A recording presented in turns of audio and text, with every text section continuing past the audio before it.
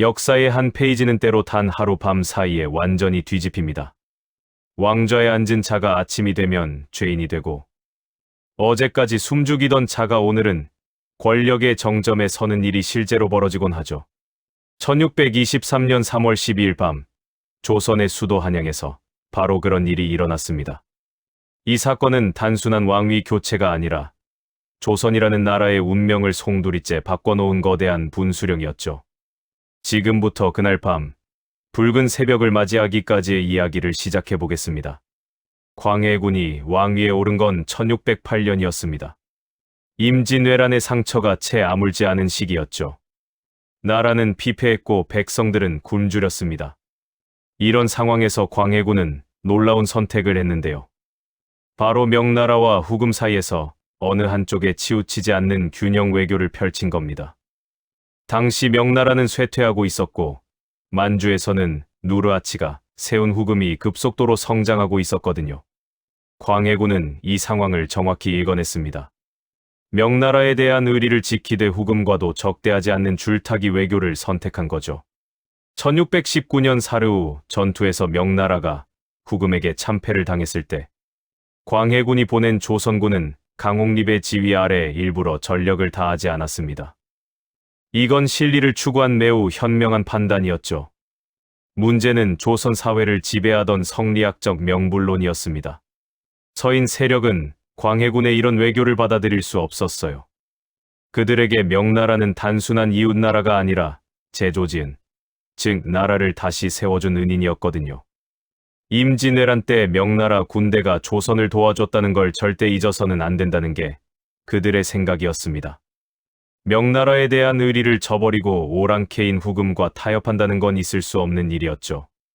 더 놀라운 것은 이런 외교 노선의 차이가 단순한 정책 논쟁을 넘어서 생사를 건 권력 투쟁으로 번졌다는 점입니다. 서인들은 광해군의 실리 외교를 도덕적 타락으로 규정했고, 이건 반정의 명분 중 하나가 됐어요. 더 큰 문제가 있었습니다. 광해군은 자신의 왕위를 위협할 수 있는 인물들을 제거하기 시작했거든요. 1614년, 그의 이복 동생인 영창대군이 겨우 8살의 나이로 강화도에 유배됐다가 뒤주에 갇혀 죽임을 당했습니다. 공식 기록에는 병사로 되어 있지만 누가 봐도 의도적인 사례였죠. 영창대군의 어머니이자 선조의 계비였던 임목대비는 서궁에 유폐됐습니다. 폐모론이 제기되면서 대비의 존호까지 박탈당하는 치욕을 겪었어요. 이건 유교 사회에서 있을 수 없는 폐륜 행위였습니다. 아무리 왕이라 해도 어머니를 함부로 할 수는 없는 거거든요.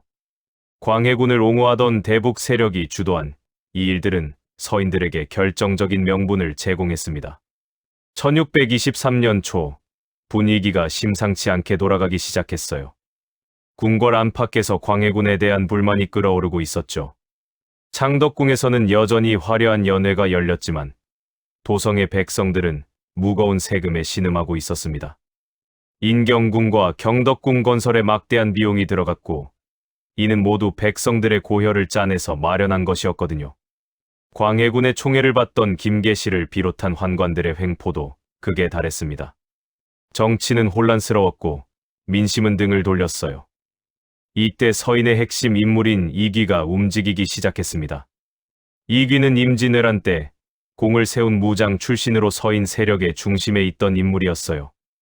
그는 김류, 최명길, 신경진, 구갱, 이서 등과 비밀리에 접촉하며 거사를 준비했죠.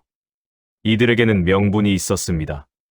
폐모와 영창대군 사례라는 폐륜, 명나라를 배신한 외교, 민생을 도탄에 빠뜨린 실정, 이 모든 걸 바로잡아야 한다는 거였죠. 문제는 누구를 새로운 왕으로 추대할 것인가였습니다. 그들의 선택은 능양군 이종이었어요. 선조의 손자이자 정원군의 아들인 능양군은 왕실의 적통이면서도 정치적으로 크게 두드러지지 않았던 인물이었습니다. 그는 조용히 지내며 학문에 전념하는 모습을 보였고, 이것이 오히려 반정 세력에게는 장점으로 작용했죠. 광해군처럼 권력욕이 강해 보이지 않았고 서인들이 통제하기에도 적당해 보였거든요. 물론 능양군 본인이 거사에 적극적이었는지는 논란이 있습니다. 어떤 기록에서는 그가 망설였다고 하고 또 다른 기록에서는 처음부터 적극적이었다고 하거든요. 명확한 건 그가 최종적으로 반정에 동의했다는 사실입니다. 1623년 2월 말 이기와 김자점이 능양군의 사절을 찾아갔습니다. 밤이 깊었고 주변은 조용했어요. 이기는 신중하게 입을 열었죠. 전하, 나라의 근본이 흔들리고 있습니다.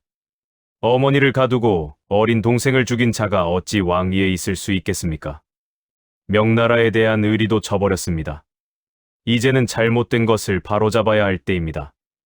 능양군은 한동안 말이 없었어요. 이건 단순한 정치적 선택이 아니라 목숨을 건 결단이었거든요. 실패하면 역적으로 몰려 삼족이 멸하는 겁니다. 성공하면 왕이 되는 거였죠. 능양군은 결국 고개를 끄덕였습니다. 백성과 나라를 위한 일이라면 두려워할 이유가 없습니다. 반정 준비는 극도로 은밀하게 진행됐어요. 핵심 인물들만 알고 있었고 철저한 보안이 유지됐죠.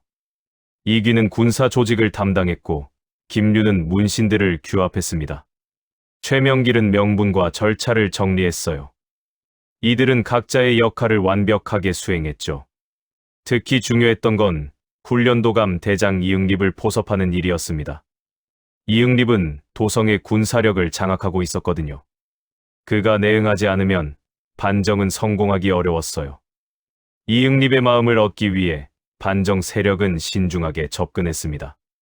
이응립은 무인이었지만 의리를 중시하는 사람이었어요. 그에게도 광해군의 패륜 행위는 받아들이기 어려운 것이었죠.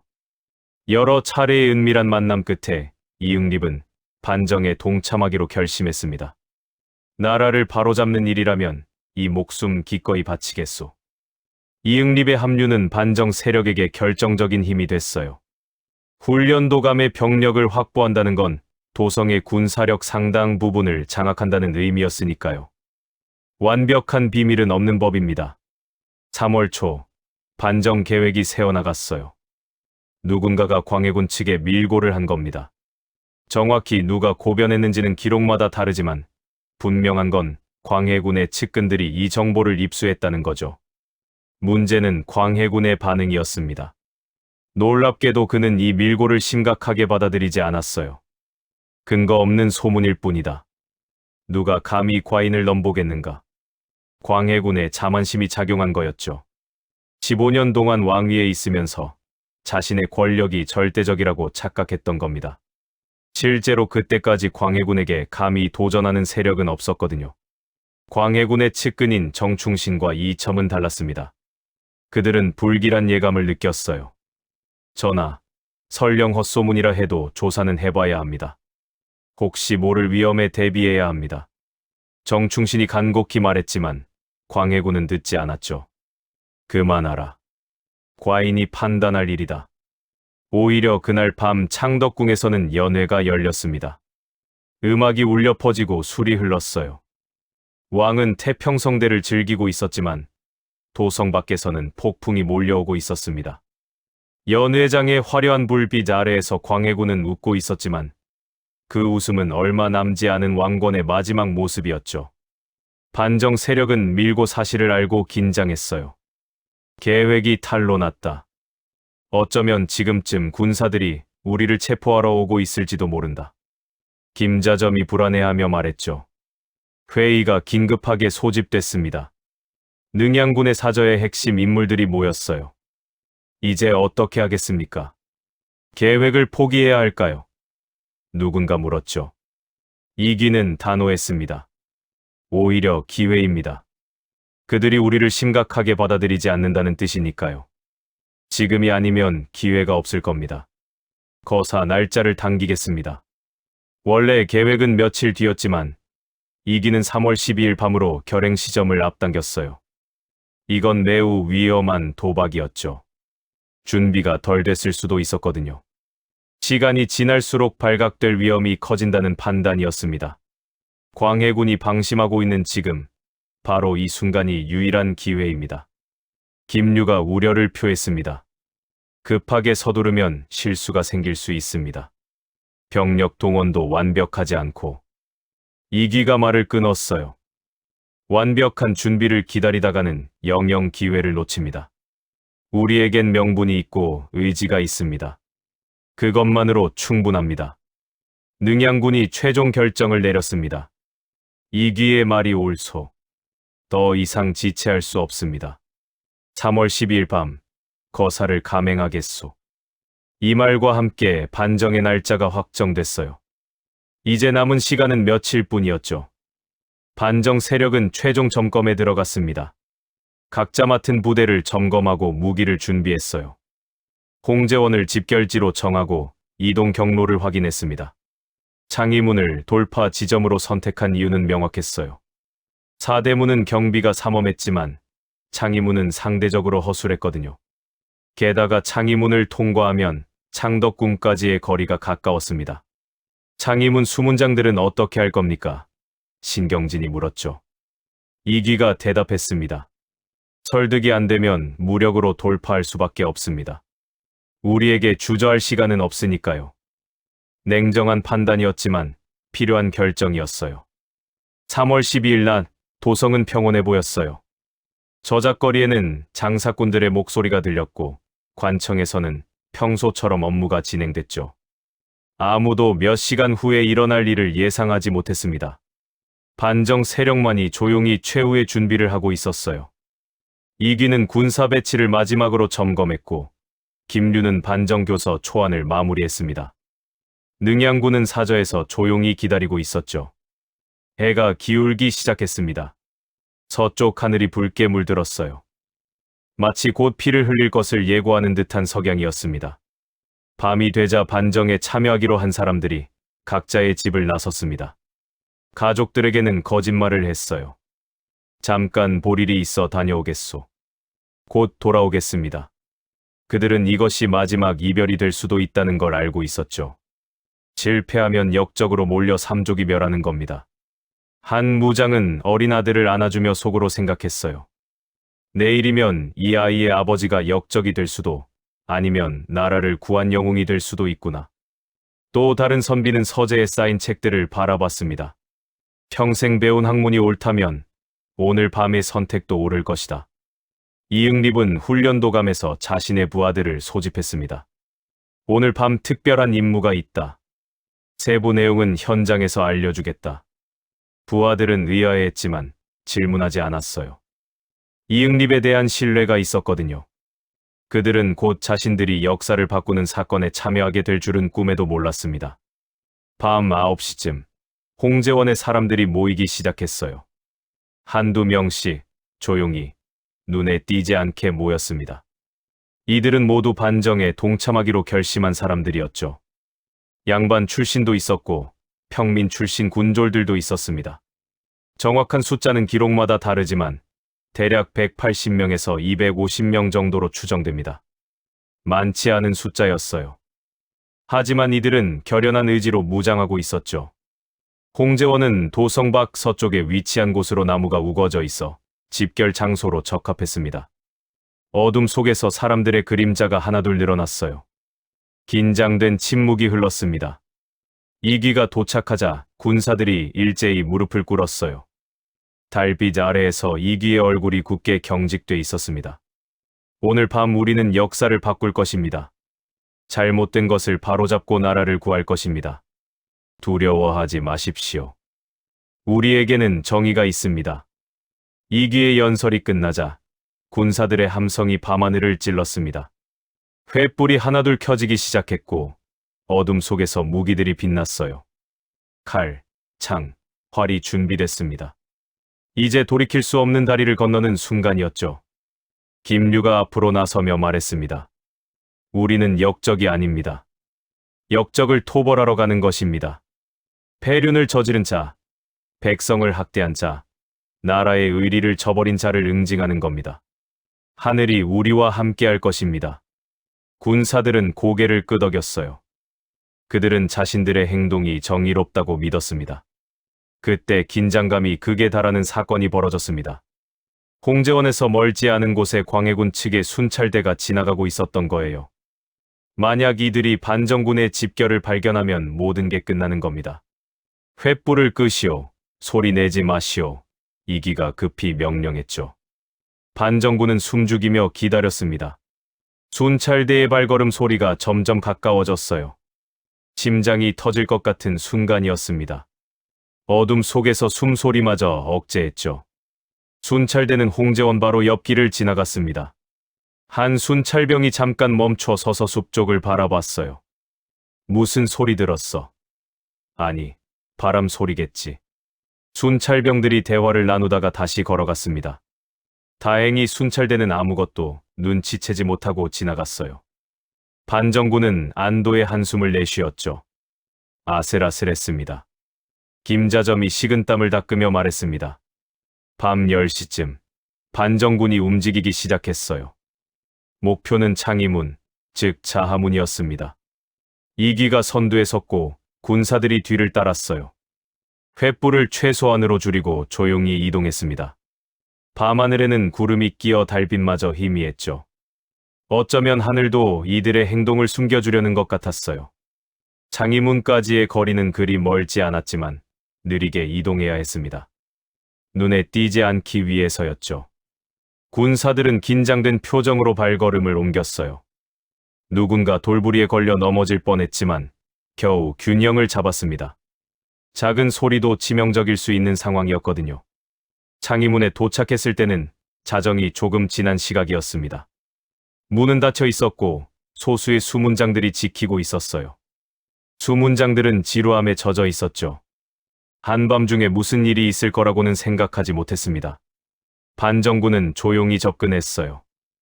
이귀가 앞으로 나섰습니다. 문을 열어라. 역적을 토벌하러 가는 길이다. 큰 목소리로 외쳤죠. 수문장들은 깜짝 놀라 횃불을 들어 확인했어요. 한밤중에 무슨 소리요? 누구의 명령이요? 수문장장이 의심스러운 눈으로 물었습니다. 능양군의 명령이다. 어서 문을 열지 못할까? 이귀가 다시 외쳤어요. 수문장들은 당황했죠. 능양군이라니, 왕족이긴 하지만 왕은 아니었거든요. 능양군께서 무슨 권한으로? 이건 규정에 어긋나는. 수문장장이 말을 이으려는 순간 이귀는 더 이상 말하지 않았습니다. 돌파한다. 이귀의 명령과 함께 반정군이 일제히 문으로 달려들었어요. 도끼로 문을 찍고 몸으로 밀었습니다. 수문장들이 저항했지만 역부족이었죠. 10여 명의 수문장이 200여 명의 반정군을 막을 수는 없었어요. 칼이 부딪히는 소리, 나무가 쪼개지는 소리가 밤의 정막을 깼습니다. 몇 분의 격투 끝에 창의문이 무너졌습니다. 들어간다. 이귀의 외침과 함께 반정군이 도성 안으로 쏟아져 들어갔어요. 역사적인 순간이었죠. 이제 돌이킬 수 없게 됐습니다. 성문을 부수고 들어왔으니 이건 명백한 반역 행위였거든요. 성공하거나 죽거나 둘 중 하나뿐이었습니다. 도성 안으로 들어온 반정군은 두 갈래로 나뉘었습니다. 한 부대는 창덕궁으로 직행했고 다른 한 부대는 훈련도감으로 향했어요. 훈련도감에서는 이응립이 기다리고 있었죠. 늦었소. 빨리 움직이시오. 이응립은 이미 자신의 부하들을 장악하고 있었습니다. 우리는 지금부터 반정군에 합류한다. 역적 광해를 토벌하고 나라를 바로잡을 것이다. 이응립의 선언에 훈련도감 군사들은 놀랐지만 거부하지 않았어요. 그들은 이응립을 믿었고 또한 광해군에 대한 불만도 있었거든요. 훈련도감의 군사들이 반정군에 합류하면서 병력이 2배 이상 늘어났습니다. 창덕궁의 도너문 앞에 반정군이 도착한 건 새벽 1시쯤이었어요. 궁궐 안은 조용했습니다. 연회가 끝나고 모두 잠들어 있었던 거죠. 거대한 궁궐 문이 닫혀 있었고 금군들이 지키고 있었어요. 이귀가 소리쳤습니다. 문을 열어라. 역적 광해를 폐위하러 왔다. 이 외침에 궁궐 안이 발칵 뒤집혔어요. 잠자던 내관들이 황급히 달려나왔고 금군들이 무기를 들었습니다. 무슨 일이냐? 반란이다. 왕을 호위하라. 혼란이 시작됐죠. 금군장이 성벽 위로 올라와 외쳤습니다. 무슨 짓이냐? 감히 궁궐을 범하다니. 너희는 모두 역적이다. 이귀가 대답했어요. 역적은 궁 안에 있다. 폐륜을 저지르고 백성을 학대한 자가 바로 역적이다. 문을 열고 항복하면 목숨은 살려주겠다. 금군장은 주저했습니다. 반정군의 숫자가 예상보다 많았거든요. 훈련도감 군사들까지 합세한 걸 보니 이건 단순한 난동이 아니었어요. 시간을 주겠다. 생각해보고 답하라. 이기가 말했지만 기다릴 생각은 없었습니다. 돌격! 이기의 명령과 함께 반정군이 도나문을 향해 돌진했어요. 도끼로 문을 찍고 통나무로 들이받았습니다. 금군들이 화살을 쏘고 돌을 던졌지만 반정군의 기세를 꺾을 수 없었죠. 문이 흔들리기 시작했고 마침내 부서졌습니다. 반정군이 궁궐 안으로 쇄도했어요. 금군들과 치열한 전투가 벌어졌습니다. 칼이 부딪히는 소리, 비명, 함성이 뒤섞였어요. 궁궐 곳곳에서 불길이 치솟기 시작했습니다. 누군가 불을 질렀던 거예요. 혼돈 속에서 광해군은 급히 침전을 빠져나왔죠. 과인을 호위하라. 역적들을 막아라. 광해군의 목소리가 떨리고 있었어요. 평생 권력의 정점에 있던 사람이 처음으로 진짜 위협을 느낀 순간이었습니다. 금군들이 필사적으로 싸웠지만 이미 상황은 기울어져 있었어요. 반정군의 병력이 압도적으로 많았거든요. 광해군은 후궁과 몇몇 내관들만 데리고 창덕궁 후원으로 도망쳤어요. 후원은 나무가 울창하고 지형이 복잡해서 숨기에 적합했죠. 평소에는 산책을 즐기던 곳이었지만 이제는 도피처가 됐습니다. 광해군 일행은 사복시의 개천을 건너 뒷산으로 올라갔어요. 추운 3월의 밤, 맨발로 산길을 걸었습니다. 왕이 이런 처지가 된 건 치욕적인 일이었죠. 어찌 이런 일이? 과인이 무엇을 잘못했단 말인가?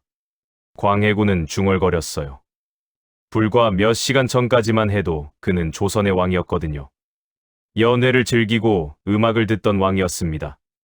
한 내관이 광해군을 부축하며 말했어요. 전하, 일단 안전한 곳으로 피하셔야 합니다. 후위를 도모하십시오. 광해군은 고개를 끄덕였지만 희망은 없어 보였죠. 궁궐이 함락됐다는 건 모든 게 끝났다는 의미였거든요. 왕권의 상징인 궁궐을 잃었으니 명목상으로도 왕이 아니었습니다. 반정군은 궁궐을 완전히 장악한 후 광해군을 수색하기 시작했어요. 왕을 찾아라. 살아 있어야 한다. 이기의 명령이었죠. 광해군을 죽이면 안 됐습니다. 법적 절차를 거쳐 폐위시켜야 반정의 정당성이 확보되거든요. 만약 광해군이 전투 중에 죽으면 단순한 반란이 되는 겁니다. 수색대가 사방으로 흩어졌어요. 궁궐 안팎을 샅샅이 뒤졌지만 광해군은 보이지 않았습니다. 후원을 수색하라. 누군가 외쳤고 군사들이 후원으로 몰려갔어요. 나무 사이사이를 확인하고 연못 주변을 살폈습니다. 근적은 있었지만 광해군은 이미 궁궐 밖으로 빠져나간 뒤였죠. 한편 능양군은 반정군의 보호를 받으며 궁궐로 들어왔어요. 아직 왕위에 오른 건 아니었지만 사실상 새로운 권력자가 된 겁니다. 능양군의 첫 번째 목적지는 서궁에 유폐된 인목대비였어요. 대비마마를 모셔라. 반정군이 서궁의 문을 열었습니다. 9년 동안 갇혀있던 인목대비가 나왔어요. 그녀의 얼굴은 세월의 고통으로 핏기를 잃었지만 눈빛만은 살아있었습니다. 9년 동안 하루도 잊지 않았던 원한과 슬픔이 그 눈에 담겨 있었죠. 능양군이 인목대비 앞에 무릎을 꿇었어요. 대비마마, 역적을 토벌하고 왔습니다. 나라를 바로잡고자 합니다. 능양군의 목소리에는 긴장이 섞여 있었어요. 인목대비는 한참을 말없이 능양군을 바라보다가 천천히 입을 열었습니다. 오래 기다렸느니라. 내 아들을 죽이고 나를 가둔 역적이 드디어 심판을 받는구나. 그녀의 목소리에는 9년 동안 쌓인 원한이 배어 있었어요. 영창대군은 인목대비의 친아들이었습니다. 겨우 8살의 나이로 강화도에서 죽임을 당했죠. 어머니로서 아들의 죽음을 막지 못한 무력함, 그리고 자신까지 유폐당한 치욕을 9년 동안 견뎌왔던 겁니다. 능양군은 조심스럽게 말을 이었습니다. 반정을 승인해 주시고 옥새를 내려 주십시오. 옥새는 왕권의 상징이었죠. 인목대비의 승인이 있어야 반정이 법적 정당성을 얻을 수 있었습니다. 인목대비는 잠시 망설였어요. 이건 단순한 승인이 아니었거든요. 자신의 아들을 죽인 광해군에 대한 복수이자 동시에 새로운 시대를 여는 결정이었죠. 그리고 이 결정이 조선의 미래를 어떻게 바꿀지도 알 수 없었습니다. 인목대비는 깊은 한숨을 내쉬었어요. 좋다. 역적 광해의 죄를 묻고 왕위를 박탈하는 것을 허락하노라. 인목대비가 옥새를 건넸습니다. 능양군이 두 손으로 받았어요. 이 순간 인조반정은 법적으로도 완성됐습니다. 인목대비의 승인을 받았다는 건 왕실 어른의 허락을 얻었다는 의미였거든요. 반정군은 이제 단순한 반란군이 아니라 정당한 군사가 된 겁니다. 날이 밝아왔습니다. 새벽 해가 도성을 비추기 시작했죠. 도성 안은 여전히 혼란스러웠지만 전투는 끝났어요. 반정군이 완전히 승리한 겁니다. 광해군의 측근들은 체포되거나 도망쳤고 궁궐은 반정 세력의 통제 아래에 들어갔습니다. 이제 남은 건 광해군을 찾는 일이었어요. 수색은 계속됐습니다. 궁궐 밖으로 도성 곳곳으로 수색 범위가 넓어졌죠. 광해군은 산을 넘어 도성 밖으로 빠져나가려 했지만 실패했어요. 추격을 피해 도망치다가 결국 의관 안국신의 집에 숨어들었습니다. 안국신은 광해군의 측근이었거든요. 전하, 여기서 잠시만 숨어 계십시오. 상황을 파악하겠습니다. 안국신이 말했지만 그도 어찌할 도리가 없었어요. 반정군이 도성 전체를 장악한 상황이었으니까요. 밖에서는 수색대가 집집마다 뒤지고 있었습니다. 광해군을 숨겨준 자도 역적으로 다스린다는 명령이 떨어졌죠. 오래 지나지 않아 반정군이 안국신의 집을 포위했습니다. 정보원들이 광해군의 행방을 추적한 거였어요. 안에 있는 자들은 나오너라. 저항하면 모두 역적으로 다스릴 것이다. 큰 소리가 들렸습니다. 안국신은 더 이상 버틸 수 없다는 걸 알았어요. 문을 열고 나왔죠. 전하께서 안에 계십니다. 부디 예를 갖춰 주십시오. 안국신의 목소리는 떨렸어요. 반정군이 집 안으로 들어갔습니다. 광해군은 방 안구석에 웅크리고 앉아 있었어요. 왕의 위엄은 온데간데 없었죠. 초라한 평민의 옷을 걸친 채 떨고 있었습니다. 과인을 어찌하려는가? 광해군의 목소리는 떨렸어요. 15년 동안 누렸던 왕권이 하루아침에 사라진 상황이었습니다. 반정군의 대표가 앞으로 나서며 말했습니다. 이제부터 당신은 왕이 아니오. 역적으로 처벌받을 것이오. 광해군은 고개를 떨구었죠. 15년간의 왕권이 완전히 무너진 순간이었습니다. 역사가 나를 어떻게 기록할 것인가? 광해군은 중얼거렸어요. 그는 자신이 나라를 위해 최선을 다했다고 생각했을 겁니다. 진리 외교도 왕권 강화도 모두 조선을 위한 것이었다고 말이죠. 광해군이 체포되자 도성 전체에 소식이 퍼졌어요. 왕이 폐위됐다. 반정이 성공했다. 백성들의 반응은 복잡했습니다. 광해군의 실정에 불만이 있었지만 그래도 왕이 쫓겨나는 건 충격적인 일이었거든요. 어떤 이들은 환호했고 어떤 이들은 불안해했어요. 이제 세상이 바뀌는 건가? 새로운 왕은 누구시지? 우리 삶이 나아질까? 백성들은 궁금했습니다. 15년 동안 광해군의 통치를 경험했기 때문에 전화에 대한 기대와 두려움이 공존했죠. 저작거리에서는 온갖 소문이 떠돌았어요. 능양군은 이제 공식적으로 왕위에 오를 차례였습니다. 인목대비의 승인을 받았고 광해군을 체포했으니 절차를 진행할 수 있었어요. 3월 13일 능양군은 경운궁으로 옮겨갔습니다. 진아들이 모여들었죠. 반정에 참여한 공신들은 물론이고 중립적이었던 관료들도 새로운 왕에게 충성을 맹세했어요. 권력의 중심이 완전히 바뀐 겁니다. 어제까지 광해군을 섬기던 관료들이 오늘은 능양군에게 절을 올렸습니다. 이게 바로 권력의 속성이죠. 권력이 있는 곳에 사람들이 모이는 겁니다. 반정교서가 발표됐습니다. 김류가 작성한 이 문서는 광해군의 죄목을 나열하고 있었어요. 첫째, 계모인 인목대비를 유폐하고 패모론을 일으킨 패륜. 둘째, 어린 동생 영창대군을 죽인 잔인함. 셋째, 명나라에 대한 의리를 저버린 외교. 넷째, 백성을 도탄에 빠뜨린 실정. 이 네 가지가 주요 명분이었죠. 교서는 도성 곳곳에 붙었고 백성들에게 낭독됐습니다. 광해군은 경운궁 한쪽 건물에 연금됐어요. 왕에서 죄인으로 전락한 그는 하루 종일 멍하니 앉아 있었죠. 내가 무엇을 잘못했단 말인가? 광해군은 자신의 선택들을 되돌아봤을 겁니다. 진리 외교는 나라를 위한 것이었고 영창대군을 제거한 것도 왕권을 지키기 위함이었어요. 며칠 후 광해군의 처분이 결정됐어요. 사형은 면했지만 강화도로 유배를 가게 됐죠. 목숨만은 살려주겠다. 다만 다시는 한양 땅을 밟지 못할 것이다. 반정 세력의 결정이었습니다. 광해군을 죽이면 후환이 될 수 있었거든요. 그를 따르는 세력이 복수를 꾀할 수도 있었으니까요. 광해군은 강화도로 떠나면서 마지막으로 한양을 바라봤어요. 그가 15년간 다스렸던 도성이었죠. 복잡한 감정이 교차했을 겁니다. 배를 타고 강화도로 가는 동안 광해군은 한마디도 하지 않았다고 해요. 바다를 바라보며 무슨 생각을 했을까요? 후회했을까요? 아니면 여전히 자신이 옳았다고 생각했을까요? 능양군. 이제 인조가 된 그는 즉위식을 준비했습니다. 하지만 마음이 편치는 않았을 거예요.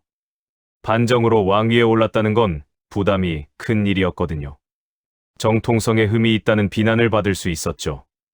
게다가 반정 공신들의 요구도 만만치 않았어요. 공신들은 자신들의 공을 인정받고 싶어 했고 그에 따른 보상을 기대했습니다. 인조는 이들을 무시할 수 없었어요. 그들이 없었다면 왕위에 오를 수 없었으니까요. 3월 하순, 정식 즉위식이 거행됐습니다. 장소는 경복궁 근정전이었어요. 신하들이 도열하고 백관이 모였죠. 인조가 왕좌에 앉자 신하들이 일제히 절을 올렸습니다. 만세, 만세, 만만세. 함성이 울려 퍼졌어요. 이야기는 여기서 끝입니다. 재미있게 보셨나요? 광해군은 강화도에서 19년을 보낸 후 제주도로 다시 유배됐어요.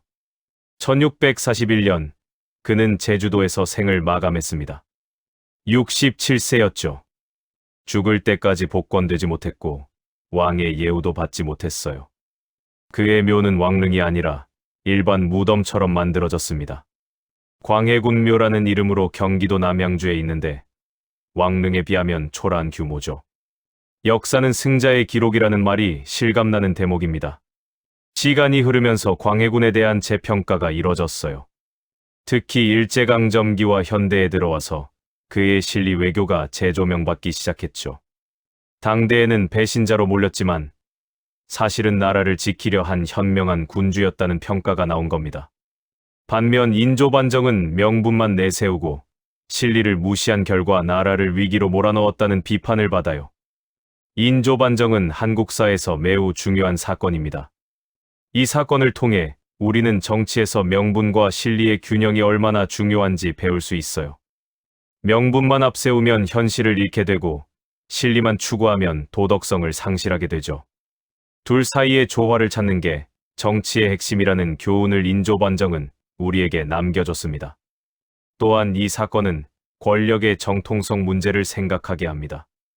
인조는 반정으로 왕위에 올랐기 때문에 평생 정통성 시비에 시달렸어요.